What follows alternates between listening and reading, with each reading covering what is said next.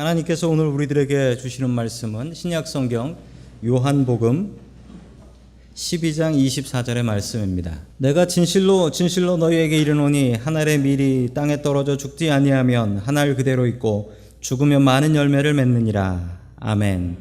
하나님께서 우리와 함께 하시며 말씀 주심을 감사드립니다. 아멘. 자, 우리 옆에 계신 분들과 인사 나누겠습니다. 반갑습니다. 인사해 주시죠. 네, 반갑습니다. 인사 나누겠습니다.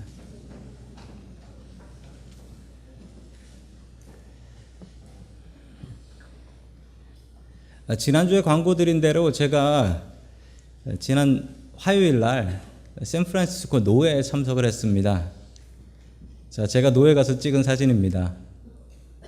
잘 보시면 다 미국 사람이지요? 다 미국 사람입니다. 세인트 존 처치에서 노회가 있었는데 대부분 미국 분들이세요. 그리고 미국 교회 특징이 있죠. 지붕이 아주 높고 막 울려요. 막 울려서 마이크도 나빠서 거기서 이제 이야기를 하시면은 솔직히 무슨 말인지 정말 못 알아듣겠어요. 한국 분들이 3분 있었는데 쉬는 시간에 나와가지고 같이 얘기하면서 정말 재미없다. 정말 재미없다. 속으로 드는 생각이 내가 왜 여기 앉아 있어야 되나 그런 생각이 들더라고요. 우리는 미국 장로교회 교인들입니다.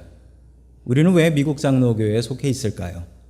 미국 장로교회는 우리한테 해준 게 무엇이 있을까요?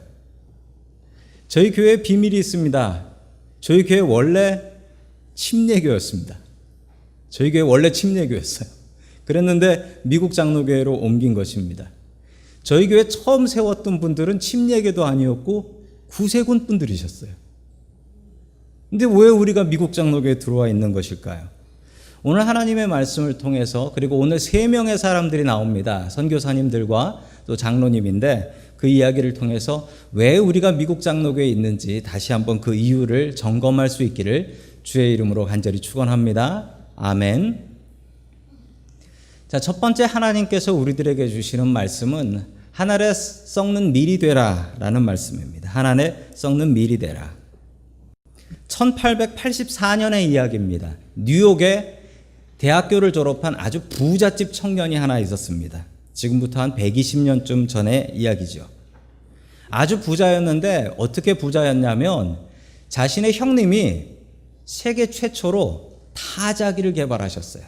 이 타자기인데 옛날 타자기는 특징이 있었답니다. 그 타자기가 이 종이 안에 종이 숨겨져 있어서 타자를 치면서도 내가 친 걸 볼 수가 없었대요.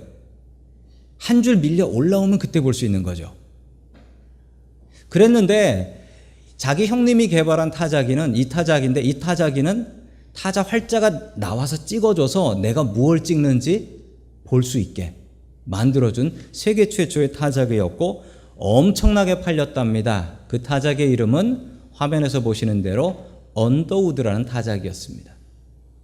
이분 동생의 이야기입니다. 이분 동생은 하나님의 은혜를 받고 대학을 졸업한 뒤에 나는 목사가 되어서 선교사로 나가겠다라고 다짐을 했지요. 25살이 되었을 때 미국 북장로교와 남장로교가 있는데 이게 합쳐집니다. 끝내는 우리 미국 장로교회로. 그러니까 다 미국 장로교회인 거죠. 조선에 선교사를 파송하는데 조선에 보낼 선교사가 없다라는 소식을 들었습니다. 이 언더우드라는 청년이 조선이라는 말을 듣자마자 마음속에 이런 생각이 들었습니다. 조선이 아니라 초슨으로 들었어요. 아, 내가 선택받았구나. 이 사람들은 선택받은 민족이구나. 내가 이 사람을 위해서 선교사로 들어가야지 라는 마음을 품게 됩니다. 자, 그리고 약혼자에게 가서 이야기를 하지요. 약혼자에게 내가 조선으로 선교사를 가고 싶다. 하나님의 부르심이 있다라고 얘기하니까 이 약혼자가 기가 막힙니다. 왜냐하면 이 결혼할 언더우드 이 청년이 인도 선교사로 가려고 인도말을 배워놨거든요. 근데 갑자기 조선을 가겠다고 하니까 조선이 도대체 어느 나라냐. 이 약혼녀가 언더우드에게 이렇게 물어봤습니다. 조선에서는 무엇을 먹고 사느냐라고 물어보니까 잘 모르겠다라고 얘기했습니다. 그러면 내가 결혼을 하면 아이를 낳아야 되는데 조선에는 병원이 있느냐라고 물어봤더니 그것도 잘 모르겠다. 그게 약혼녀가 너무 기가 막힌 거예요. 너무 기가 막혀서 언더우드한테 그럼 당신이 아는 게 뭐예요? 물었더니 이 언더우드가 이렇게 얘기했습니다. 나는 그곳에 주님을 모르는 1,000만 명의 영혼이 있다 라는 것밖에 모르고. 이렇게 멋진 말을 했는데 어떻게 됐을까요? 약혼녀한테 차였습니다.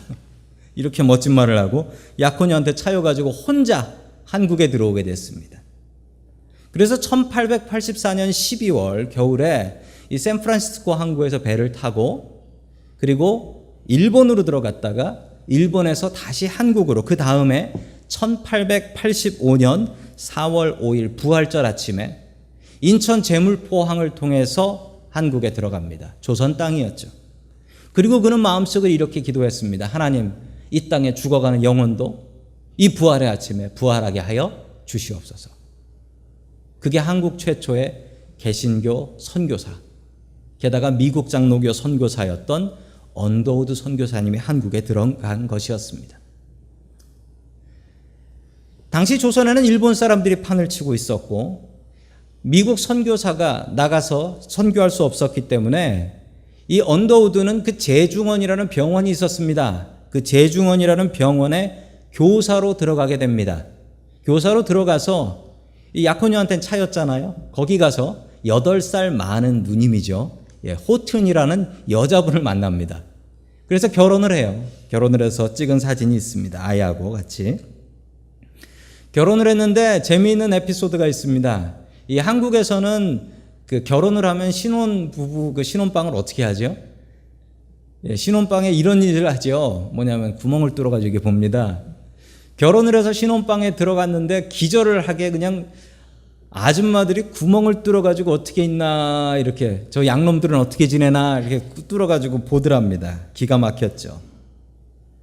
이런 곳에서 선교를 했습니다. 언더우드 선교사가 지나가면, 그리고 호튼 선교사가 같이 지나가면 동네 사람들이 나와가지고 저 머리가 진짜 머리요 하면서 땡겨봤대요. 그리고 눈이 파라니까 와가지고 선교사님 눈 좀 봅시다 하면서 눈을 까봤대요. 진짜 안에 딴 거 없나. 이러면서 선교를 했답니다.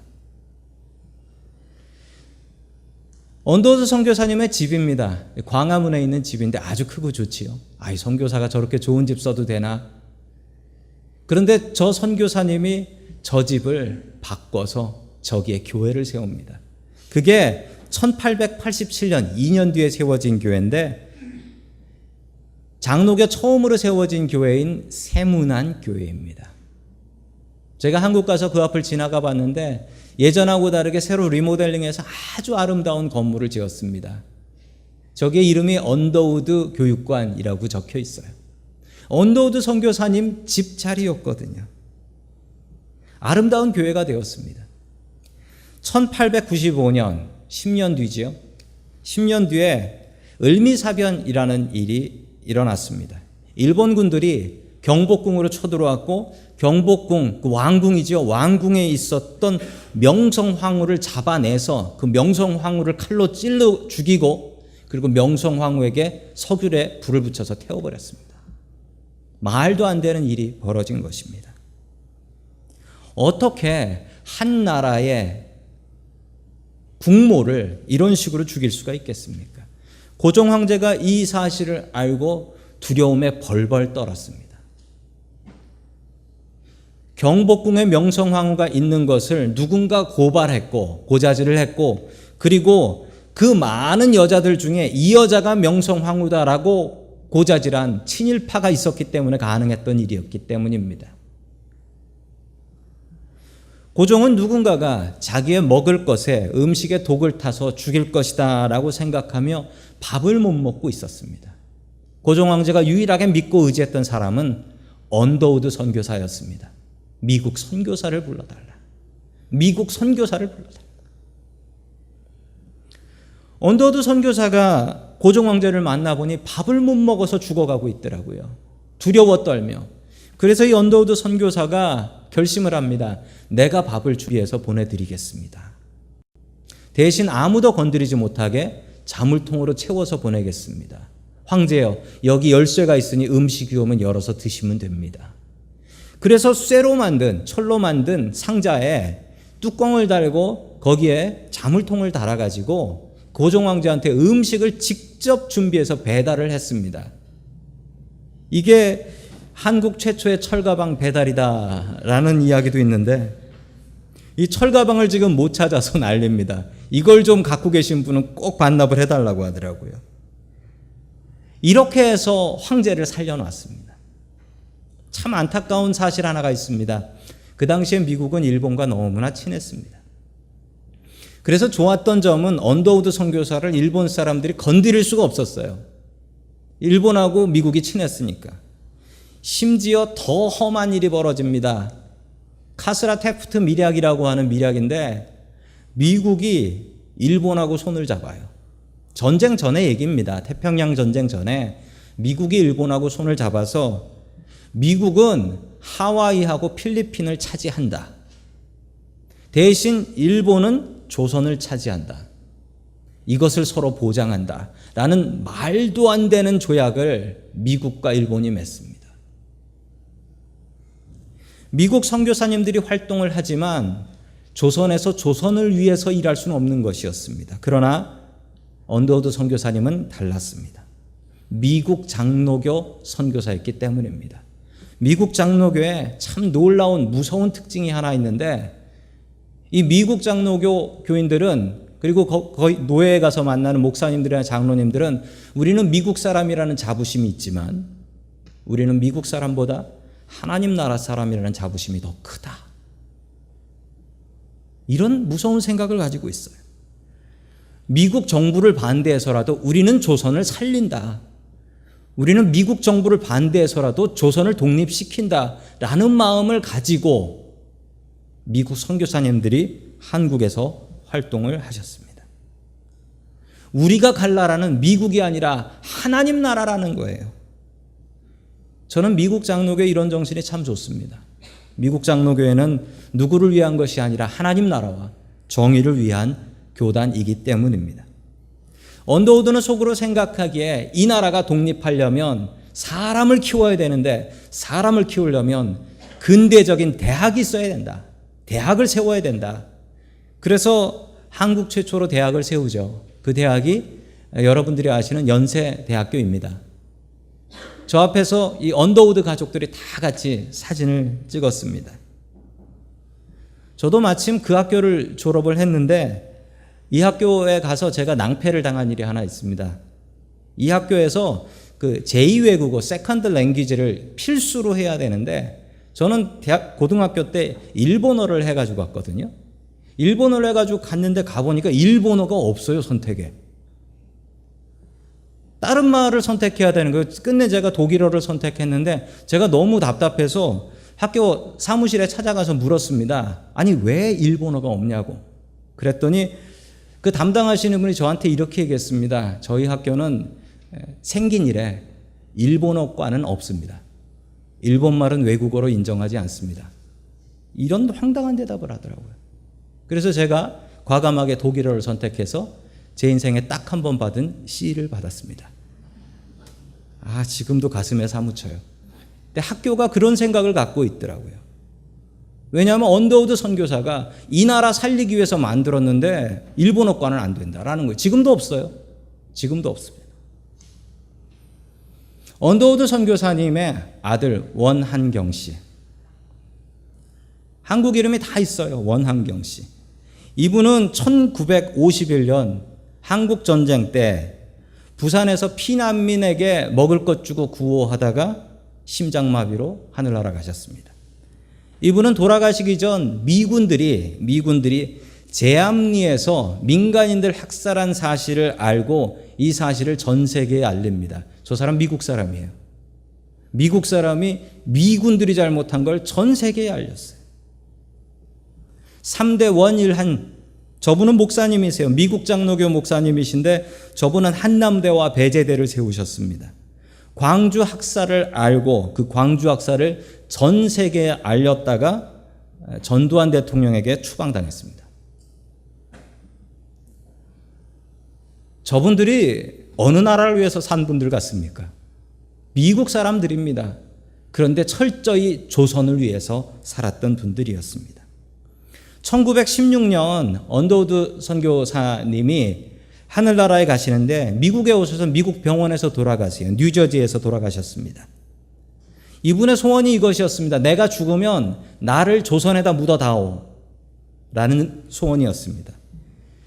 선교사님 돌아가시고 나셨는데 자녀들이 아버지 소원대로 우리 아버지를 조선 땅에 묻어드립시다 라고 얘기했더니 아내가 반대를 해요.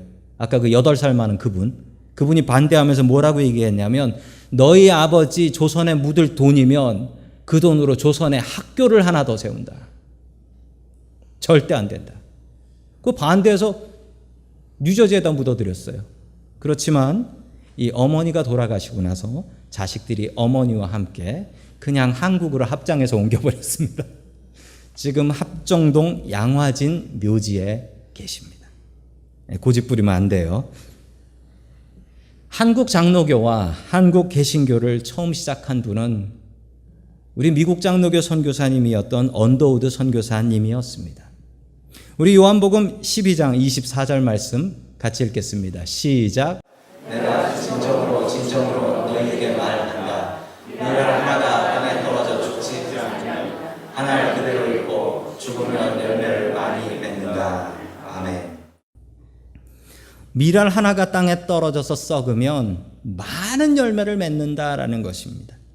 제가 100년 전 뉴욕 사진을 하나 구했습니다. 저게 100년 전 뉴욕입니다. 보고 깜짝 놀랐습니다. 지금하고 거의 똑같습니다. 제가 100년 전 서울 사진, 한양 사진을 구했습니다. 저게 100년 전 한양입니다. 뉴욕에서 한양으로. 이게 얼마나 큰 헌신입니까? 예수님과 같이 자신을 낮춘 것입니다. 이 땅에 와서 된장국에 보리밥 먹으면서 이 백성들을 위해서 힘써 애써 복음 선교하셨습니다. 그 썩어진 미랄이 그 미랄 덕분에 우리가 지금 크리스찬이고 우리가 지금 개신교인이고 그리고 우리가 지금 장로교인으로 남아있는 것 아니겠습니까? 한 알의 썩은 밀이 될 수 있기를 주의 이름으로 간절히 축원합니다. 아멘. 두 번째, 하나님께서 우리들에게 주시는 말씀은 주는 것이 받는 것보다 기쁘다라는 말씀입니다. 주는 것이 받는 것보다 기쁘다. 제가 다녔던 학교 옆에 병원이 하나 있었습니다. 그 병원이 세브란스라는 병원이었습니다. 지금 새로 지은 건물이에요. 엄청나게 크게 지어놨습니다. 저 병원 앞을 지날 때마다 저는 저 세브란스의 뜻이 뭘까라는 생각을 했습니다. 사람 이름 같긴 한데 원래 저 병원 이름은 재중원이었죠. 그런데 그 병원 이름을 세브란스라는 알지도 못할 이름으로 바꿔놓은 겁니다. 제가 저 이름을 좀 공부하다 보니까 저 세브란스라는 분이 미국 장로교의 장로님이라는 것을 알아냈습니다. 바로 저분입니다. 루이스 헨리 세브란스라는 분입니다. 자, 저분은 클리블랜드의 우드랜드 장로교회 시무 장로님이셨습니다. 이분은 젊었을 때 친구분이 한 분 있었는데 그 친구분 이름이 록펠러였어요. 록펠러와 함께 석유 사업을 했습니다. 석유 사업을 해서 아주 큰 부자가 됐어요. 그 많은 돈을 어떻게 사용할까 고민하던 중 하나님의 뜻대로 이걸 써야겠다라고 생각을 했죠. 마침 그때 한국 재중원에서 활동하고 계셨던 에비슨이라는 미국 장로교 선교사님이세요. 자, 의사신데 이분이 미국으로 오셨습니다. 온 이유는 펀드레이저로 돈 모아가지고 한국에 병원, 제대로 된 병원 하나 지어보려고. 돌아다니면서 부흥회를 하고 있었습니다. 그때 이 부흥회에 세브란스 장로님이 참석하셨고 큰 은혜를 받았습니다. 한국에 병원이 없어서 죽어가는 사람들이 많다. 이 얘기를 들었던 거죠.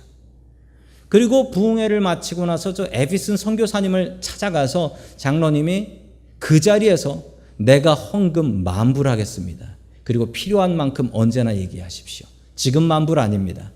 100년 전 만불이에요. 너무 고마워서 에비슨 선교사님이 장로님에게 감사했습니다. 참 감사합니다. 그랬더니 그 감사 못 받겠습니다. 그 감사 못 받겠습니다. 그러면서 세브란스 장로님이 이렇게 말씀하셨습니다. 뭐라 얘기했냐면 받는 기쁨보다 주는 기쁨이 큽니다. 받으신 선교사님의 기쁨보다 이 헌금을 한 내가 더 기쁘니 감사는 못 받겠습니다. 이러시는 거예요. 자, 우리 사도행전 20장 35절의 말씀입니다. 같이 봅니다. 시작. 그리고 주 예수께서 친히 주신 더 복이 있다 하신 말씀을 반드시 명심해야 합니다. 아멘. 예수님의 말씀입니다. 이 장로님은 74세에 하늘나라에 가십니다. 하늘나라에 가시고 나서 부족한 선교비는 아들이 다 보내서 세브란스 병원을 세워놨습니다. 당시 미국은 조선을 버렸습니다. 그러나 미국 장로교회는 절대로 조선을 못 버리고 조선을 하나님의 나라로 만들어야 하고 조선을 독립시켜야 된다는 사명을 가지고 선교사님들이 미국 선교사라는 이름을 걸고 독립운동을 하셨습니다. 3.1 독립운동도 그 뒤에는 미국 선교사님들이 계셨고 미국 선교사님들이 든든히 지켜주었기 때문에 가능했던 일입니다. 저는 샌프란시스코 노회에 가서 노회를 할 때마다 도대체 이 사람들이 미국 사람들인가 라는 생각이 들 정도로 하나님 나라만을 위해서 일하고 결정하는 것을 봅니다. 참 놀랍습니다. 우리도 세브란스 장로님처럼 주는 것이 받는 것보다 기쁘다라는 것을 알고 하나님 나라를 위해서 힘쓰고 애쓸 수 있는 사람들 될 수 있기를 주의 이름으로 간절히 축원합니다. 아멘. 마지막 세 번째 하나님께서 주시는 말씀은 성공이 아니라 섬김이다 라는 말씀입니다. 저도 이 설교를 준비하면서 우리 한국에 영향을 주신 미국 장로교 선교사님들 한 분 한 분 조사하고 공부하면서 참 많은 은혜를 받았고 참 많이 울었고 그리고 더 많은 분들이 계신데 더 많은 분들을 소개해드리지 못하는 것이 너무나 아쉽습니다. 1880년 독일에서 있었던 일입니다. 어느 여자아이가 태어났습니다. 여자아이가 태어났는데 아무도 기뻐하지 않았어요. 심지어 어머니도 그 아이를 기뻐하지 않았습니다. 그 이유는 아버지가 없는 아이였기 때문이었습니다. 이 어머니가 누구였냐면 독일에 있는 어느 여관에서 일하는 하녀였어요. 그런데 이 하녀가 그 손님이었던 것 같아요. 호텔 손님이었던 것 같은데 손님하고 잠을 자서 아이를 가지게 된 겁니다. 그래서 엄마도 이 아이를 원하지 않았어요. 아이가 태어났는데 어머니도 기뻐하지 않고 끝내 이 어머니는 미국으로 도망가 버립니다. 나는 새 삶을 살 거야 라고 하며 그 아이를 자기 어머니, 그 아이의 외할머니죠. 자기 어머니에게 주어버리고 그냥 미국으로 도망가 버려요. 그러나 너무나 안타깝게도 이 외할머니가 이 여자아이 9살 되었을 때 하늘의 부름을 받고 그냥 돌아가셨어요. 마지막으로 이 외할머니가 돌아가시면서 너 꼭 이대로 해야 된다라고 하며 쪽지에다가 주소를 적어줬는데 그 주소가 미국 사는 어머니 주소였던 거예요. 나 죽으면 엄마 찾아가라. 그 주소를 받고 이 여자아이가 배를 타고 그 다음에 자기가 10살 되었을 때 어머니를 찾아갔습니다. 미국에. 어머니를 찾아갔는데 가보니까 다른 남자하고 살고 애 낳고 새로운 삶을 사는데 얘가 찾아오니까 놀래가지고 엄마가 너 이리 와라. 너 여기 어떻게 왔니? 그러면서 이 애를 내가 너를 돌볼 수 없으니 너는 그냥 학교 가라. 그러면서 기숙학교 보딩스쿨로 그냥 넣어버렸어요. 어렸을 때 버림받고 나이 10살에 또 버림을 받은 거예요. 그렇지만 이 아이가 믿음으로 잘 자랍니다. 그래서 이 아이가 간호사가 돼요. 간호사가 되었을 때 찍은 사진입니다. 간호사가 되어서 일을 하고 있었는데 1912년 조선에 간호선교사를 모집한다라는 소식을 듣습니다. 남장로교에서 모집을 하는데 이분이 거기에 자원을 합니다. 그리고 서울로 옵니다. 한양으로 와서 제중원에서 잠깐 일을 하다가 이거 아니다. 여기보다 더 힘든 곳이 있다라고 해서 전라도 광주로 내려가요. 광주에서 있으면서 여기도 아니다라고 해서 제주도 추자도로 돌아다니면서 사람들 병 고쳐주고 그리고 병 고쳐준 다음에는 예수 믿어야 됩니다. 병 고치면 잠깐 살지만 예수 믿으면 영원히 삽니다를 가르쳤어요. 이분이 한국 와서 어떻게 사셨냐면 이렇게 사셨습니다. 한국 사람하고 똑같이 고무신에 치마 저고리 입고 보리밥에 된장국 먹으면서 살았대요. 그리고 한국말만 사용했고 자기의 이름도 바꿉니다. 자기의 이름을 서서평이라고 바꿔요. 서서평으로. 출애굽기를 가르치면서 이스라엘 백성들이 독립한 것처럼 여러분들도 독립할 수 있습니다. 이렇게 가르쳤대요. 조선 독립할 수 있습니다. 1933년에 있었던 일입니다. 이 서서평 선교사님이 조선 목사님들을 조선 장로교 목사님들을 모아가지고 그리고 나병 환자 50명을 모아가지고 한양으로 올라갑니다. 50명이 올라갔는데 동네 나병 환자들이 전국에서 모여가지고 500명까지 됐대요. 그리고 조선 총독부 앞에서 감히 시위를 합니다. 어쩔 수가 없어요. 미국 선교사라서 일본 사람들이 어쩔 수가 없어요. 그 이유는 일본 사람들이 나병 환자들을 다 죽이고 있다는 거예요. 실제로 그랬습니다. 나병 환자들을 죽였어요. 나병 환자들 살 수 있게 시설을 마련해 달라고 총독부 앞에서 시위를 했고 끝내 그러면 좋다. 너희들을 섬 하나에서 살 수 있게 해주겠다라고 해서 내준 섬이 바로 소록도라는 섬입니다. 여기에 지금 국립소록도 병원이 있죠.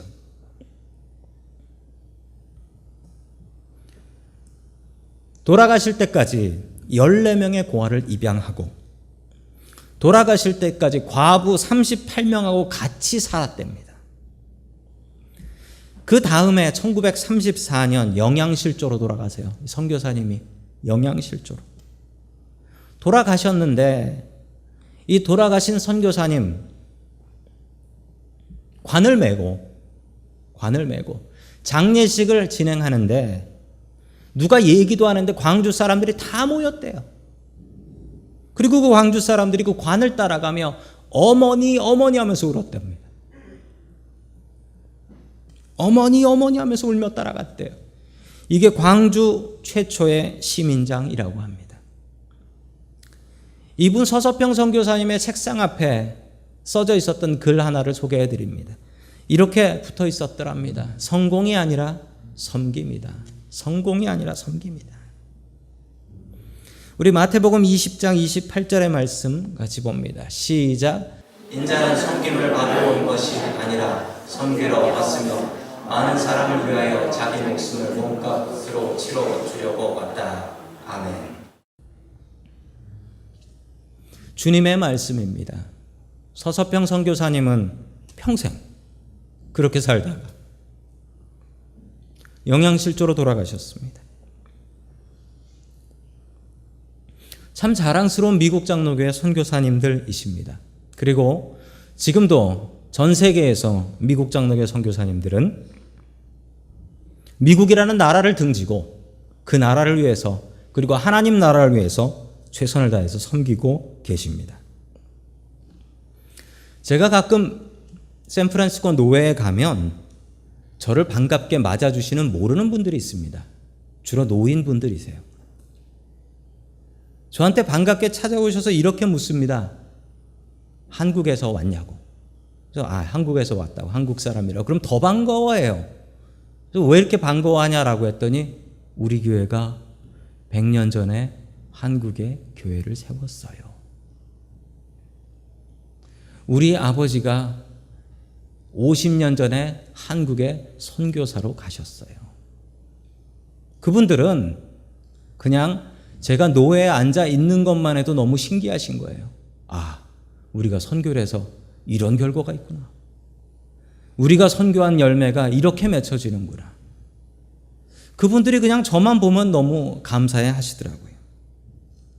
켄터키 루이빌에 가면 미국 장로교회 헤드쿼터 본부가 있습니다. 미국 장로교회 헤드쿼터를 새로 지었는데 문제가 생겼습니다. 돈이 떨어져서 이 사람들이 참 별난 사람들인 게 자기 사무실을 먼저 짓고 나서 돈이 다 떨어졌다고 해서 그 성전 예배당을 안 지었어요. 그냥 빈 공간으로 뒀어요. 한국 목사님들이 그거 가보고 너무 마음이 아파가지고 이거 우리가 빚 갚아야 될 거야 라고 하며 한국 사람들이 돈을 모아서 저렇게 예배당을 지었습니다. 그리고 한국 목사님들 모여서 저기서 감격적인 예배를 드렸어요. 미국 장로교회 본부 예배당은 한국 사람들이 지었다. 미국 장로교회는 우리의 아버지 교단입니다. 미국 장로교회가 없었다면 한국 개신교는 없고 한국 장로교는 없습니다. 샌프란시스코에 수많은 장로교회들이 있습니다. 그 장로교회 하나의 아버지는 미국 장로교입니다. 미국 장로교회 선교가 없었다면 한국 교회는 없고 한국 사회도 바로 서지 못했을 것입니다. 지금 저희 교회는 미국 장로교회 선교부를 돕고 있고 또 동티모르를 돕고 있습니다. 우리는 빚진 사람들입니다. 선교의 빚 갚고 사십시오. 우리가 왜 미국 장로 교인들입니까? 하나님께서 맺어주신 것입니다. 우리가 미국 장로 교인이라는 당당한 자부심 갖고 살아갈 수 있기를 주의 이름으로 간절히 축원합니다. 아멘.